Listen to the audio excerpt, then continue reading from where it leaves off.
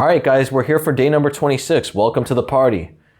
It's another day playing the bird opening. We're at 11:02, and it's time to get things going. It's time to go. It's time to go! Don't interrupt me. We got to get it moving. It's time to go! Don't interrupt. Look at you, can't even speak. It's time to go! You can't even speak before. It's time to go! E5, we've been seeing a lot of this move. This is not good, though. If someone does this, just crunch on their structure quickly, and yeah, ultimately he's just wasted a lot of moves. He's wasted 3 of his moves to develop my bishop for me. So, yeah, I would never complain about something like that. He could take and worsen my structure. I don't think it's a big issue, though. My bishop is going to be able to be open. My bishop will be open over here, or after e5, the more normal way, along c8 and g4. Let's play e5 here. I want to play c4 soon. I think I need to go for the sacrifice. I got to start opening up the board. Maybe I'll play rook e8 first.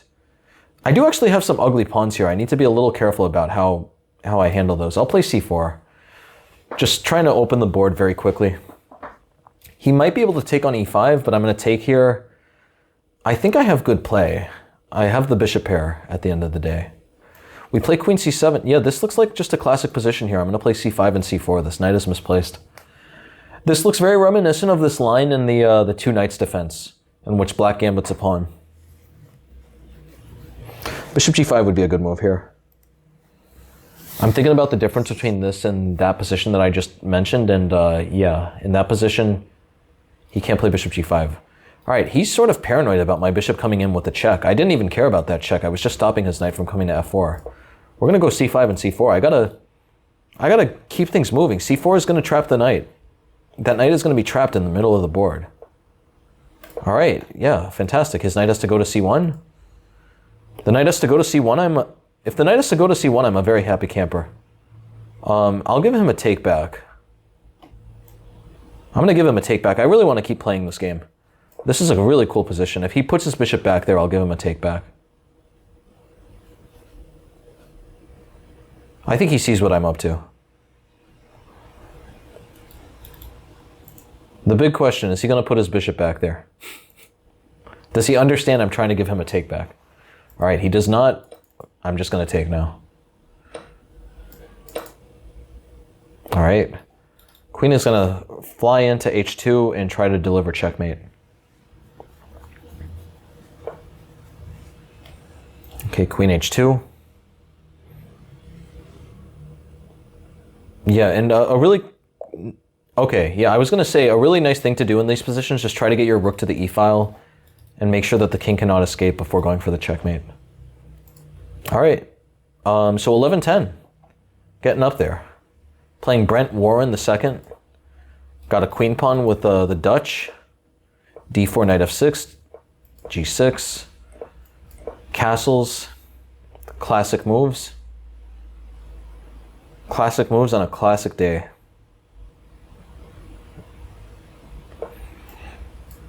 Knight c3. Knight c3 is not correct. I don't think I've ever seen knight c3 before, actually. We got to be a little careful. He does want to play e4, so it's important to understand what to do. I assume the best move here is to go for a stonewall now. I got to double check. I feel like it's actually a stonewall, or maybe... Yeah, you know what? We're going to wait him out a little bit. We're going to play c6, but we are going to go for a stonewall. As soon as he plays rook e1, I'm playing a stonewall. Bishop f4. Well, does he want to go for a stonewall or not? I can't understand it. I can't read these signals. Where am I going to put my pieces? I don't want to play d5 now because he's lasering in on that square. I play knight d5 and get... That would be such a weird stonewall. You play knight d5 in this position. You know, the thing is if he doesn't know to play e4, he might not realize what he has to do. I'm going to slowly try to reroute my knight to this square in the meantime. I want to put my knight there, but I don't want to have to take on the double pawns. Queen c1, he's going for bishop h6 tricks. I'll just get my rook out of the way. If bishop h6, I can drop back to h8. As you guys know, I'm a grandmaster in nuisance chess, which is just not letting your opponent do whatever they want. If they want to do something, don't even ask, just don't let them do it. Bro wants to trade his bishop, I'm not going to let him. No trading bishops today, pal. It's time to go. Time to go. But everyone is an also round. Time to go, mate.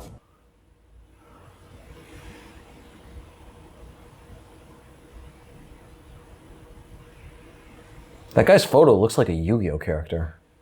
Looks like a young Pegasus. What's Pegasus's last name? Yeah, let me know in the comments. What y'all definitely know who I'm talking about. It's not Moto. It was Yugi Moto. But who was it? Pegasus? From what I remember, he had some American name. He was supposed to be this. He was supposed to be this eccentric American entrepreneur that just like taking people's souls, calling everyone Yugi boy. I used to really love Yu-Gi-Oh. Back in the day, I loved playing it. I had a lot of cards. It was a sad day when I realized I probably would not make a living out of it, and then I switched over to doing chess. But I loved Yu-Gi-Oh with all my heart. It was a really fun game. It was cool, it was strategic. They had all these monsters. Knight b3. I could play e5 here. From what I remember, you do want to play e5 at some juncture in these positions. Yeah, let's go for it here, actually. I think the only issue with this is that they might be able to install a knight on e5, but the score was weak anyway. You know what I mean? So if the score was weak anyway, what are we going to do? Taking with the rook is probably not ideal. Let's play knight g4, attacking the bishop, also attacking the pawn. Most importantly, he cannot build concrete because then the bishop would drop. He would be interfering with his queen's defense of the bishop. If he plays bishop g5, I'll play queen b6, and I'm keeping the pawn pinned for the moment, so I will be able to recapture in a healthy way. Okay, well, if he's giving me the dark-scored bishop, I'll definitely take. My bishop is going to rake the board now. This is very uncomfortable. His knights do not impress. His rooks are relatively useless. His rooks are incapable. And don't even get me started on his bishop. It's time to go. e3, I'll play knight b4, hit this pawn. The Dutch is one of the weirdest openings. Like, even weirder than the bird is the Dutch, because at least like with the bird, you're up a tempo, you get some really nice positions, and you normally have very quick development. But with the Dutch, you need to like sort of maneuver the same exact types of structures, but down a really critical tempo. All right, I'm just taking everything. That pawn is dropping. That pawn is definitely dropping. He wants to trade. I will indulge the trade. I need to make sure that the rook is not getting in. Could have played bishop d7, but then his rook gets to e7, and that gets a little bit messy. Let's play bishop d7 here. Rook will come to e8. He should probably try c4 at some point. He needs to try to open up the board before I get developed, but it's simply too late. My rook is about to come to e8. It's really time to go. I don't know what he's thinking about, but it's time to go.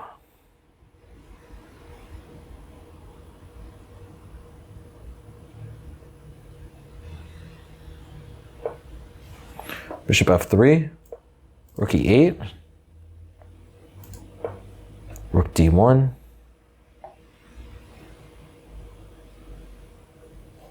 All right, I can just keep targeting things. Should I play rook e3? Well, rook e3, he just plays rook d3, and he's threatening to fix his structure. Let's first install the knight on c5, knight a4. Targeting these pawns is an option. Lots of weaknesses here on the queen side. Knight a4, knight c3. Also, I can even think about installing my knight on this really glorious golden square on c4. The glory is upon us.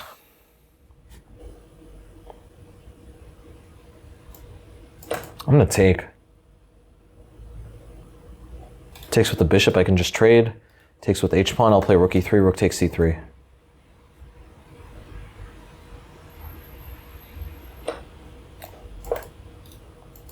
Yeah, this position is really falling apart for him.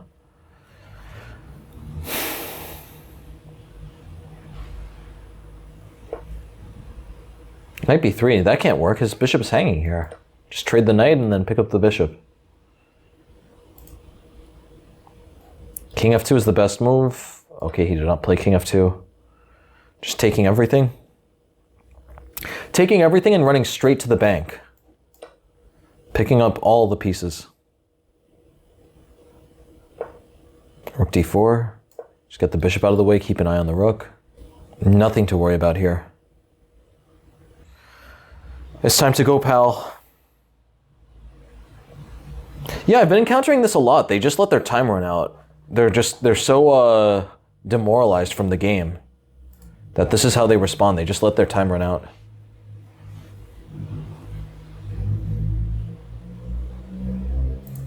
All right. Yeah, the classic. Yeah, lower levels, this seems to happen all the time. I cannot remember the last time I had a game abandoned on me. It seems like it's like a lower level thing. So if you're one of these people with rude manners, just know that it's not putting you in elite company.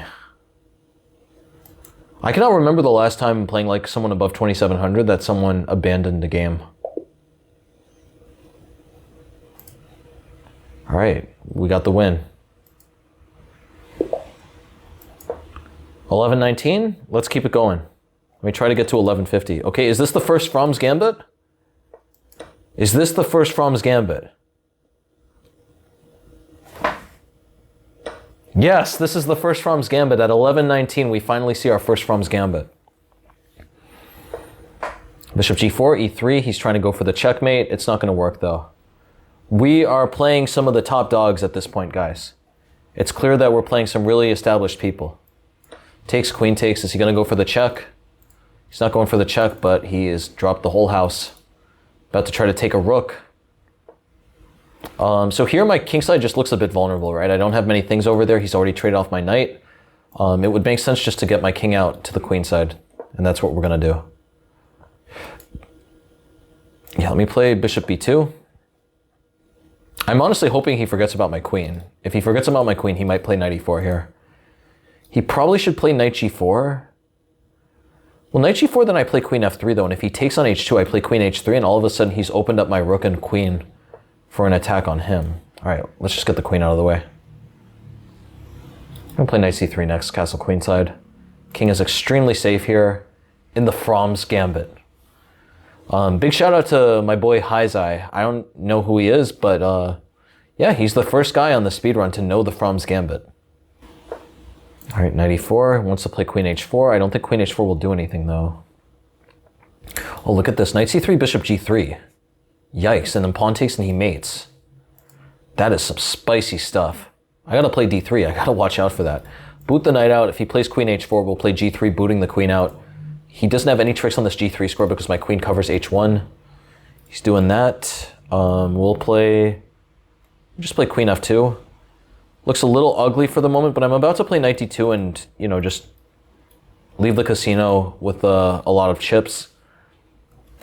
You know, when you're playing against the Fromm's Gambit, like, you're going to get up like several pawns, and it's just about surviving, getting developed, and getting a good position later into the middle game. Yeah, if I get two moves to play knight d2 and castles, I'm completely winning then. The only thing he might have is some tricks, but if he plays rook e8, I play knight d2. I don't think I see anything for him there. He has no way to really target this pawn effectively. If he plays queen e7, I can play e4. You know, queen e7, e4 I like, but then I'm sort of compromising my dark squares then. It might be better after queen e7 to just play knight c4. Bishop e5. Bishop e5 is a really nice idea. That is a really nice idea. If I play d4, he takes. This is what I was talking about. You just gotta make sure to survive the opening. If you survive the opening, you're doing well. Let's just castle queenside. He'll trade the bishops. You know, I'll take that. I'll take that slight concession. Not the end of the world. I still have a lot of pawns covering my king. A5, a4 does look a little scary, but I can play e4 here, immediately attacking the knight. Has to start defending the knight. Okay, he does not see it, and I'm going to take the knight. Snatch the extra piece. He could play check, king b1, queen f6, but I can always block with c3. Could also play knight c4 to cover b2. I have a lot of different moves. Knight c4 looks much better, actually. Yeah, let's go knight c4. No issues after knight c4. Queen b2, not a threat. I will shortly play e5 to completely shield the queen away from looking close to my king. H4 also an idea to boot the knight out. Bishop e2, rook f1. Everything is coming to life. Everything is coming to life here. All right, this position, let's just play queen e5. Just bully the queen into a trade. It's time to go. It's really time to go, buddy.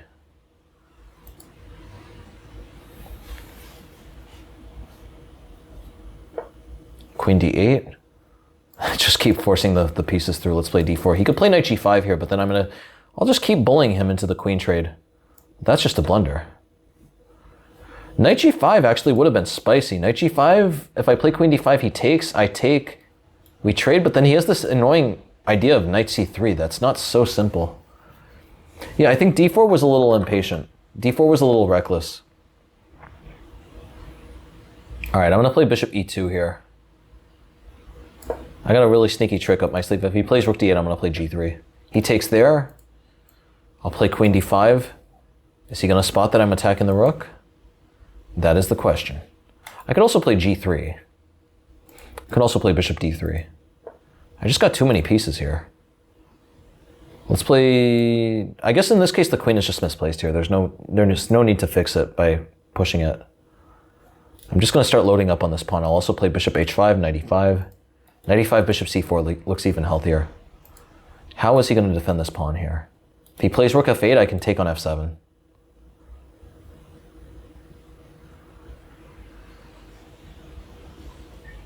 This looks disastrous for him. He goes there, but I'm going to take. Okay, knight e5 does not work just yet, but we have rook h1, attacking the queen. He takes on g2. There must be some type of mate there. There has to be some type of mate. I mean, at the very least, bishop d3, threatening h7. That looks lethal. I was thinking maybe takes, check, king h8, queen h5. That almost works, but then the king runs away. It doesn't work just yet. Let's just play bishop d3. Bishop f3 would have also won. Hitting the queen, hitting the rook. I don't know how he's going to stop this. If he pushes h6, I just take. I take, he takes, and queen h7. Queen h7 ends the suffering. I'm starting to slur my words. I've recorded a lot of videos today. That's the nature of having a chess channel. All right, great. We're up to 11:27. Interesting Fromm's Gambit there. Was not enough to put away the Birdmaster, though. I'd be shocked if we see another Fromm's Gambit. For knight f6, knight f3, knight c6. Here we play e3. d6, let's play d4. Let's play c4 next.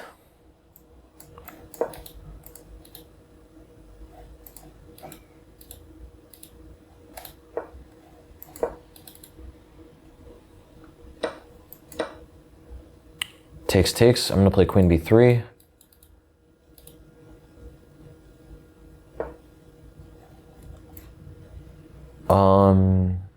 Yeah, what to do here? Just rook b1. If I can just nudge this pawn forward in any way, then all of a sudden queen a4 is going to be really lethal. But it has to be when the knight is undefended. Queen a4 at the moment, of course, does nothing. I have so many pawns in the center. Look at that. Who's going to win, 5 or 1? I pose you that question. I pose you that question. Who is going to win, the 5 pawns or the 1? All right, he goes there. I'm snatching the pawn. It's time to go, buddy. I'm going to play queen a4 next. This is a real... He's really entered the haunted house now. He's about to meet Casper the Ghost. He plays queen d7. I can just throw in knight e5. Knight takes. I'll just take. He's in a lot of trouble. Of course, if he takes, I can just take here and pick up a bunch of material. This guy is really struggling at the moment. It's all about just, loosening this b7 pawn, right? The knight is so misplaced here on c6. The knight is so misplaced. If you can just dislodge this b7 pawn, the tactics flow like a fountain. They flow like Bethesda fountain.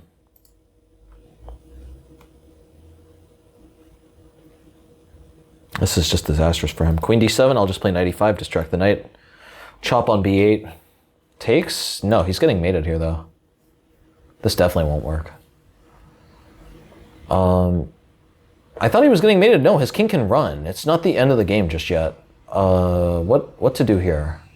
I could always take and just be up a piece.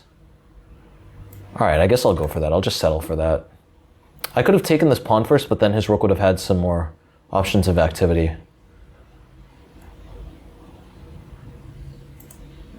Very uncomfortable position for him still.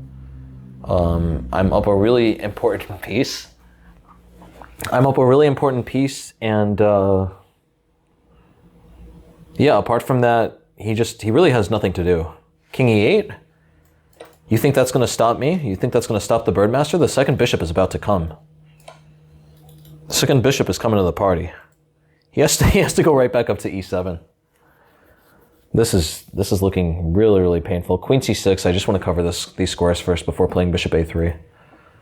Oh, this is really cool. Look at this. So I want to play queen e8, but then after king f6, I don't have an immediate mate. I want to be able to play queen e5.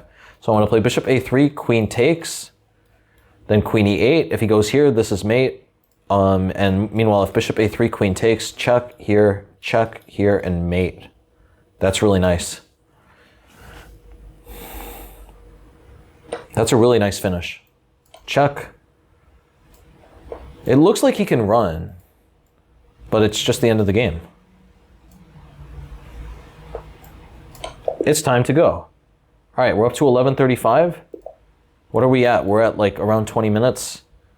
All right, this will be the final game. Playing Shah Hossein, 1987 from Bangladesh. Nice, Bangladesh. I got that flag correct. We're gonna see a Mora Gambit. I'd be surprised if we see another queen takes d4 stuff. We're at the level where people should be playing openings that they know. Bishop c4. Bishop c4 should not be sound. Maybe this is his home-cooked prep, but I don't think it's sound, sir. Pawn is already under a lot of pressure. If he plays e5, I can play queen a5 and snack on the second pawn. It's really time to go. Doesn't he know? What's he on about? e5, okay, he dropped it. Throwing the check, I'm going to happily snack on e5. It's never a bad time to get snacking.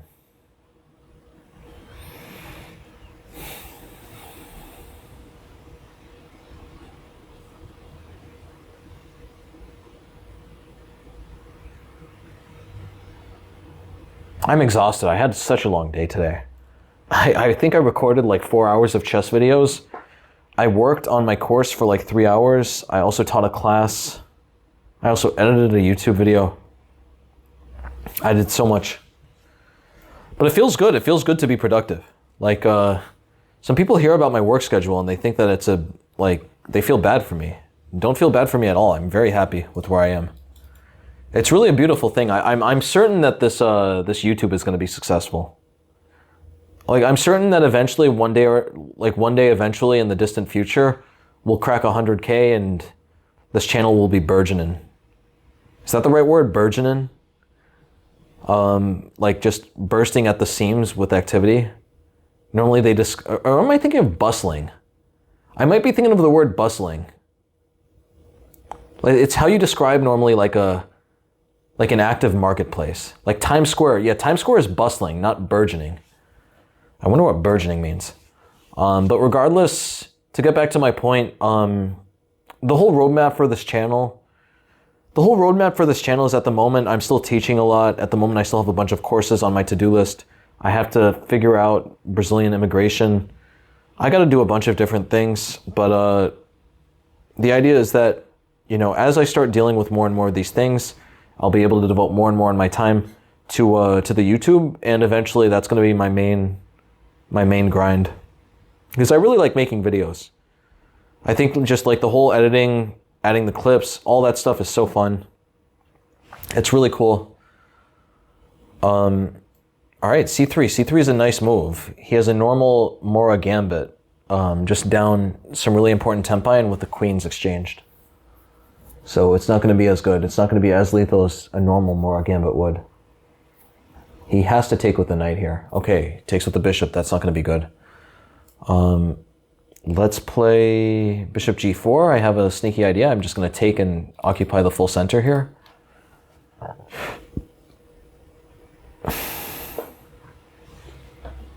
Let's take. Play e5. We might play d4.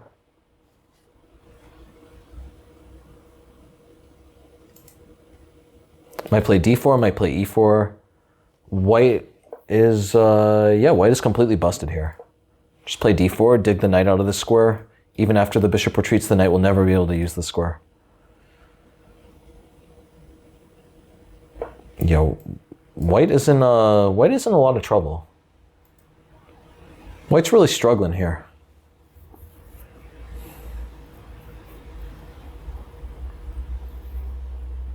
Yeah, I'm very excited with where this channel is going though. The reason I'm making the courses, the reason I'm so focused on making the courses is I just want to have those there for when I get people who are interested and want to find ways to support the channel. Because the thing is the courses ultimately I am making sure to put a ton of value into them. Like this current course I'm doing on against King Pawn, this is probably going to take me like 4 months. 4 months of like 4 hours a day. So what would that be? That's like 500 hours, something like that. Something of that sort. No, it's actually, sorry, it's going to take me way more because I've already been spending a lot of time on it. It's going to take me roughly like 700 hours. So a lot of time, but it's something nice to do. It's a way to build my following because if someone gets the course and likes it, they might check out my YouTube channel. And then just beyond that, it's really nice to put your name on something that you put a lot of serious work into. I think it's really good for the soul. Like the first course I made on positional intuition, I made it with the idea that I wasn't going to make a cent from it. I just wanted to make it. It was just something that I thought was needed in the marketplace. And yeah, it ended up selling quite well. So that was a nice surprise. And it's time to go. It's time to go. We're going to end this video quite soon. It really is time to go. Waiting on Shah Hussein. Knight c2 is threatened, knight d3 also an idea. A lot of issues. Maybe he's thinking about taking this pawn here. It wouldn't be good because I would respond with this, his bishop would have to move, and then knight c2 would happen all the same. He should take, and then try to install his bishop on e4. Takes. Okay, well that can't be good. I'll play e4 here. Look at this. Yeah, I'm going to play e4. He takes, he wins a pawn, quote unquote, but then I get my knight to c2 and I'm going to scoop up the mango. The mango will be scooped. Yeah, his position is just a disaster. If he tries to take this first and then take, then I can take this, hit the rook. 2 pieces are hanging there. Of course, I have to be winning. Yeah, I'm thinking about how many courses I'm planning on having. I'm going to have to make at least 3 more courses. Definitely 3 more courses that I want to make, maybe 4 or 5 more, depending on if I can like think of the perfect. I already have a lot of ideas in my head for the 4th and 5th courses, but I'm not certain that there's enough material out there. It's on a very interesting idea. It has more to do with intuition. All right, he's doing that, but I'm going to play d3. His rook just keeps getting pushed. What is he going to do here? Rook d2, I can finally play knight c2. This is just a disaster. This is an unmitigated disaster for him. I want to play knight c2, but half of me wants to keep the tension up with knight d5. But yeah, what am I doing? Just play knight c2. Be happy to be completely winning. I need to just start being a bit more humble. I'm always so aggressive and I'm just always looking for the knockout checkmate punch, which normally doesn't exist.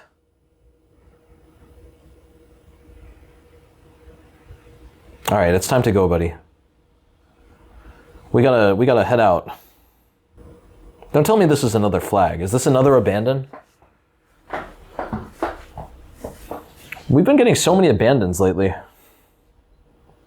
This is the last of 3 episodes that I recorded in one sitting, and yeah, it's astounding. Literally, like I think there have been 6 abandons or something. There have been a lot. They definitely don't respect the Birdmaster. And they don't respect our boy, Claude.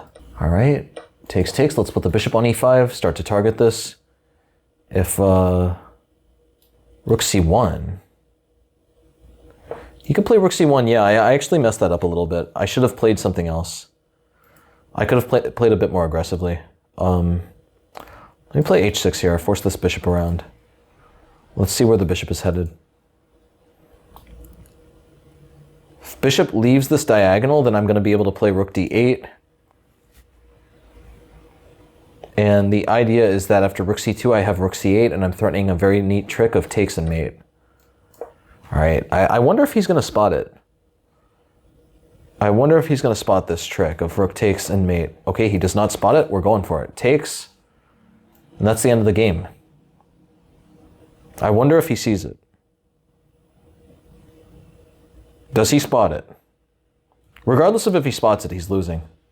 Nothing is covering this d1 square. All right, that's mate. Okay, so we're up to 11:43. We will end here. Thank you to everyone who watched. We'll be back for either day number 27 or some other type of chess tomorrow. But we will be resuming day 27 shortly in the next few days. Thank you all for watching. If you like the bird, check out my courses. If you like the way I break down chess, you also might like my positional intuition course. Thank you. Take care. I'll see everyone later.